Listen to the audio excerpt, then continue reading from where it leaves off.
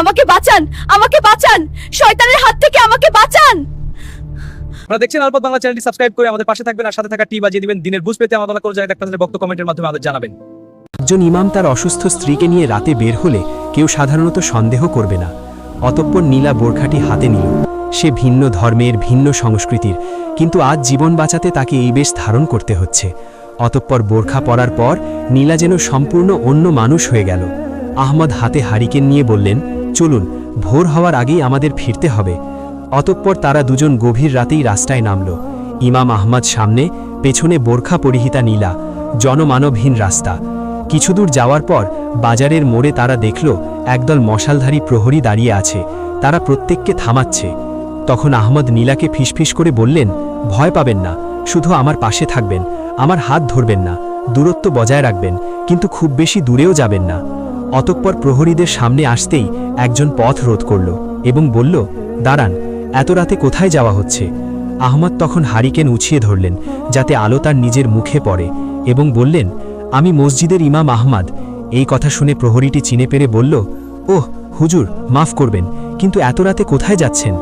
আহমদ তখন শান্ত গলায় বললেন, আমার স্ত্রী হঠাৎ খুব অসুস্থ হয়ে পড়েছে, পেটে তীব্র ব্যথা, পশ্চিম পাড়ার হাকিম দাদুর কাছে নিয়ে যাচ্ছি, দেরি করা সম্ভব ছিল না। এটা শুনে প্রহরীটি পেছনের বোরখা পরা নারীর দিকে তাকালো এবং বলল, কিন্তু হুজুর, আজ রাতে খুব কড়াকড়ি, শাসনকর্তার হুকুম, কাউকে সন্দেহজনক মনে হলেই আটক করতে হবে, একজন পলাতক আসামিকে খোঁজা হচ্ছে। এটা শুনে আহমদ বললেন, আমি কি পলাতক আসামি, নাকি আমার অসুস্থ স্ত্রী আসামি? আমাদের যেতে দাও, দেরি হলে অঘটন ঘটে যেতে পারে। এই কথায় প্রহরীটি ইতস্তত করল। তখন অন্য একজন প্রহরী এগিয়ে এসে বলল, হুজুরকে যেতে দে, উনি তো আর মিথ্যে বলবেন না, তাছাড়া ওই মেয়ে তো হিন্দু, আর ইনি হুজুরের স্ত্রী, যা, রাস্তা ছাড়। এই বলে প্রহরীরা সরে দাঁড়ালো। আহমদ তখন সামনে পা বাড়ালেন। নীলাও তাকে অনুসরণ করল। তাদের হৃৎপিণ্ডি তখনও দ্রুত ধুকপুক করছে। কিছুক্ষণ যাওয়ার পর আরেকটি গেট আসলো। সেখানে দাঁড়িয়ে আছে এক বিশাল দেহী হাবশি জল্লাদ, যার নাম কালু। কালু মানুষের গন্ধ সুখে বলে দিতে পারে কে আপন আর কে পর। কালু দূর থেকে তাদের আসতে দেখল, তাই সে তার বিশাল কুঠারটা মাটিতে ঠুকে হুঙ্কার দিল, থামো। আহমদ থমকে দাঁড়ালেন। এই লোকটাকে কথায় ভুলানো যাবে না। অতঃপর কালু এগিয়ে নীলার দিকে তাকালো। সে নীলার কাছে গিয়ে গভীরভাবে শ্বাস নিল। তারপর সে কর্কশ গলায় বলল, এই নারীর শরীর থেকে রেশমি কাপড়ের ঘ্রাণ আসছে। গরিব ইমামের বউ রেশমি কাপড় পরে না, আর হুজুরের বউয়ের পায়ে সোনার নুপুর থাকে না, যার শব্দ আমি এখান থেকেই পাচ্ছিলাম। এটা শুনে আহমদ শিউরে উঠলেন। বোরখার নিচে নীলার পায়ে যে নুপুর বা রেশমি কাপড় আছে তা খোলার সময় পাওয়া যায়নি। অতঃপর কালু কুঠার তুলে বলল, বোরখা খোলো, আমি দেখতে চাই কে ভেতরে। তখন আহমদ কালুর সামনে গিয়ে দাঁড়ালেন। তার হাতে কোনো অস্ত্র নেই, শুধু ইমানি তেজ। তারপর বললেন, নারীর গায়ের কাপড়ে হাত দেওয়ার আগে আমাকে মারতে হবে। এটা শুনে কালু হেসে বলল, তাহলে তাই হোক। এই বলে সে কুঠার ঘোরালো। ঠিক সেই মুহূর্তে অন্ধকারের ভেতর থেকে একটি তীর এসে বিঁধল কালুর হাতে, ফলে কুঠারটা ছিটকে পড়ে গেল। এমন সময় অন্ধকারের ভেতর থেকে পরিচিত এক কণ্ঠস্বর ভেসে এলো, দৌড়ান হুজুর। ফলে আহমদ আর নীলা মুহূর্ত দেরি না করে গেটের পাশের ছোট সুড়ঙ্গ পথের দিকে দৌড় দিল। অতঃপর সুড়ঙ্গ দিয়ে শহরের বাইরে বের হয়ে তারা গোরস্থানের দিকে ছুটল। অন্ধকারে হোঁচট খেতে খেতে তারা এগোচ্ছে। নীলার শ্বাসকষ্ট হচ্ছে। বোরখার নিচে ভারী রেশমি কাপড় শরীরের সাথে লেপ্টে আছে। দৌড়ানো তার জন্য কঠিন হয়ে পড়েছে, কিন্তু থামার উপায় নেই। পেছনে মশালের আলো আর সৈন্যদের চিৎকার শোনা যাচ্ছে। অতঃপর গোরস্থানের সীমানা প্রাচীরের কাছে পৌঁছে তারা থামল। জায়গাটা জনবসতি থেকে বেশ দূরে, প্রাচীন ঝাউ গাছের জঙ্গলে ঘেরা। দেওয়ালের এক জায়গায় ভাঙা অংশ দিয়ে তারা প্রবেশ করল। গোরস্থানের পরিবেশটা ভুতুড়ে, শত শত বছর পুরনো কবর, কোনোটা ভেঙে গেছে, কোনোটা আগাছায় ঢাকা, আর মাঝখানে একটা ছোট কুঁড়ে ঘর। ওখানেই থাকার কথা সেই বৃদ্ধ খাদেমের। আহমদ কুঁড়ে ঘরের দিকে এগোলেন। ভেতর থেকে টিমটিম করে আলো জ্বলছে। আহমদ দরজায় গিয়ে বললেন, চাচা, আমি আহমদ, দরজা খুলুন, খুব জরুরি। কিছুক্ষণ পর একজন বৃদ্ধ এসে দরজা খুলল এবং বলল, আহমদ, এত রাতে মরা মানুষের দেশে জীবিতদের কি কাজ? তিনি আহমদের পেছনে বোরখা পরা নীলাকে দেখে ভুরু কুচকালেন এবং বললেন, সঙ্গে কে? মৃত্যু কি আজ জোড়ায় এসেছে? আহমদ তখন দ্রুত ঘরে ঢুকে নীলাকে ইশারা করলেন ভেতরে আসতে। তিনি বৃদ্ধের হাত ধরে বললেন, চাচা, হেয়ালি করার সময় নেই, জালিম খানের লোক আমাদের খুঁজছে, একে এখানে লুকিয়ে রাখতে হবে, আপনি ছাড়া বিশ্বাস করার মতো কেউ নেই। বৃদ্ধ খাদেম নীলার দিকে তাকিয়ে থাকলেন কিছুক্ষণ, তারপর বললেন, জালিম খানের লোক? তারা তো জ্যান্ত মানুষকে মারে, মরা মানুষকে ভয় পায় না, এখানেও ওরা আসবে। তখন আহমাদ বললেন, অন্তত আজকের রাতটা, কাল ভোরে আমি অন্য ব্যবস্থা করব। এই কথা শুনে বৃদ্ধ মাথা নেড়ে বললেন, ঠিক আছে, তবে মাটির ওপর থাকা নিরাপদ নয়। গোরস্থানের নিচে পুরনো একটা সুড়ঙ্গ আছে, যেটা অনেক আগে লুণ্ঠনকারীরা ব্যবহার করত। ওটা এখন কেউ চেনে না, তোরা সেখানে যা। অতপর বৃদ্ধ ঘরের মেঝের একটা পুরনো চট সরালেন। নিচে একটা কাঠের পাটাতন। সেটা তুলতেই অন্ধকার সিঁড়ি দেখা গেল। ভ্যাপসা গন্ধ উঠে এলো নিচ থেকে। বৃদ্ধ বললেন, দ্রুত নাম, আমি উপর থেকে বন্ধ করে দেব। আহমাদ তখন হারিকেন হাতে নিলেন। নীলা ভয়ে ভয়ে আহমাদের হাত খামচে ধরল। আহমাদ কিছু বললেন না, সাবধানে সিঁড়ি দিয়ে নিচে নামতে শুরু করল। সুড়ঙ্গটা মাটির অনেক নিচে। হারিকেনের আলোয় দেখা গেল দুপাশে সারি সারি কঙ্কাল পড়ে আছে। সম্ভবত এরা সেই লুণ্ঠনকারী যারা পথ হারিয়ে এখানেই মারা গিয়েছিল। নীলা ভয়ে চিৎকার দিতে গিয়েও নিজেকে সামলালো। তখন আহমাদ বললেন, ভয় পাবেন না, মৃতরা ক্ষতি করে না। সেখানে একটা পাথরের বেদির মতো জায়গা।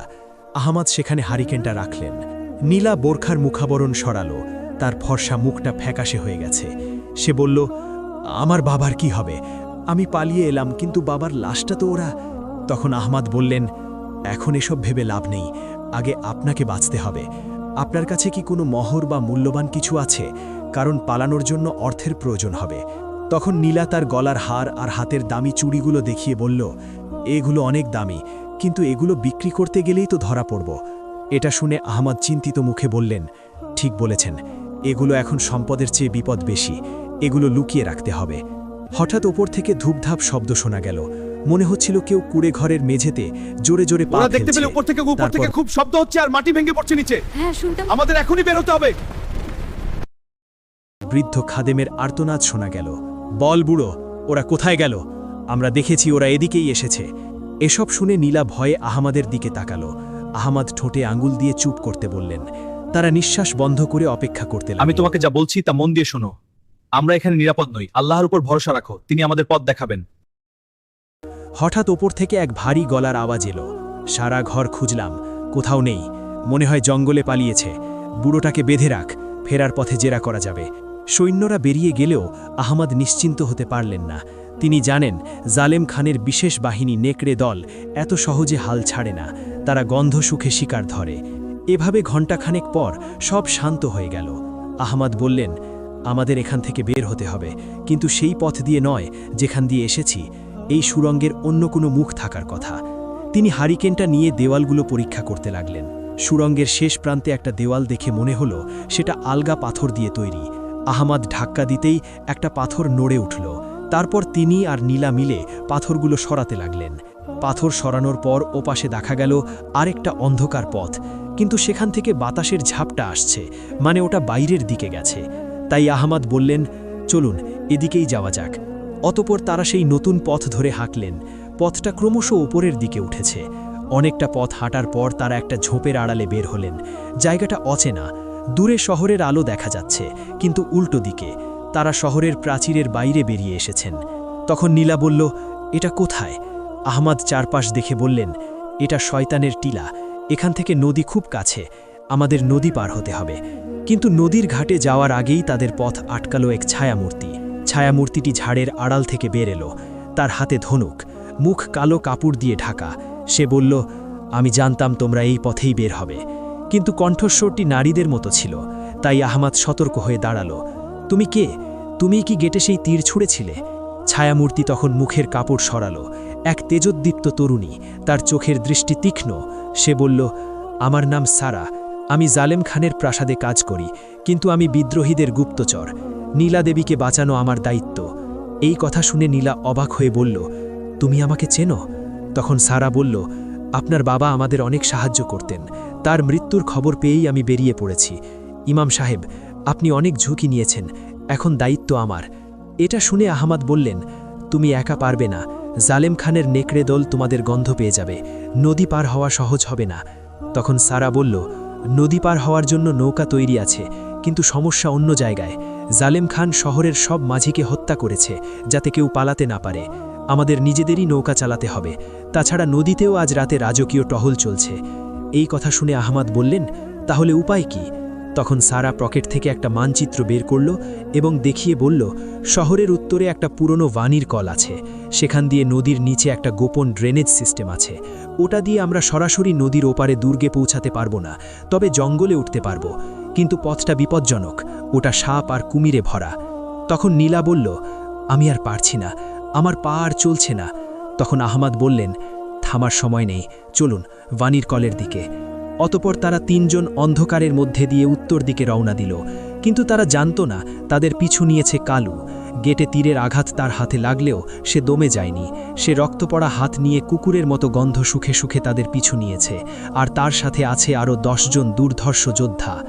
অতপর তাদের ভানির কলের কাছে পৌঁছাতে পৌঁছাতে ভোর হয়ে গেল। আজানের ধ্বনি ভেসে আসছে দূর খেতে। আহমাদের মনটা হু হু করে উঠল।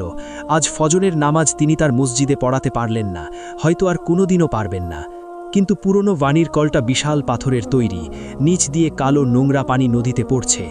তখন সারা বলল, আমাদের এই নোংরা পানির ভেতর দিয়েই যেতে হবে।